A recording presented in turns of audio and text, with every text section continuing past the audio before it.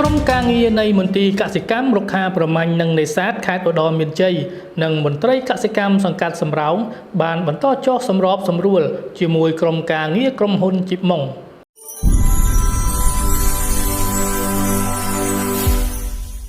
នៅថ្ងៃទី3ខែធ្នូឆ្នាំ2025ក្រុមការងារនៃមន្ទីរកសិកម្មរុក្ខាប្រមាញ់និងនេសាទខេត្តឧត្តរមានជ័យនិងមន្ត្រីកសិកម្មសង្កាត់សំរោងបានបន្តចុះសម្របសម្រួលជាមួយក្រុមការងារក្រុមហ៊ុនជីបម៉ុងប្រមូលទិញស្រូវពីក្រុមគ្រួសារកងទ័ពប្រចាំខេត្តឧត្តរមានជ័យសរុបបានចំនួន26គ្រួសារស្មើនឹង 113,840 គីឡូក្រាមក្នុងតម្លៃ 1,000 រៀលក្នុង1គីឡូក្រាម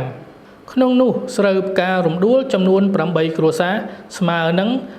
28,701 គីឡូក្រាមនិងស្រូវនាងអំចំនួន18គ្រួសារស្មើនឹង 85,139 គីឡូក្រាមសូមជម្រាបជូនថាគិតចាប់តាំងពីថ្ងៃទី23ខែវិច្ឆិកាដល់ថ្ងៃទី3ខែធ្នូឆ្នាំ2025ក្រុមហ៊ុនជីបម៉ុងបានប្រមូលទិញស្រូវពីក្រុមគ្រួសារកងទ័ពក្នុងខេត្តឧត្តរមានជ័យសរុបចំនួន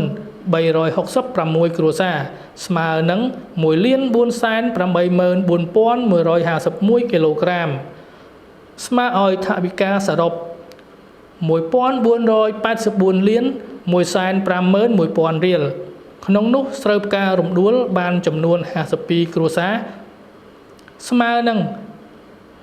177,879 គីឡូក្រាមនិងស្រូវនាងអំបានចំនួន314គ្រួសារស្មើនឹង 1,306,272 គីឡូក្រាម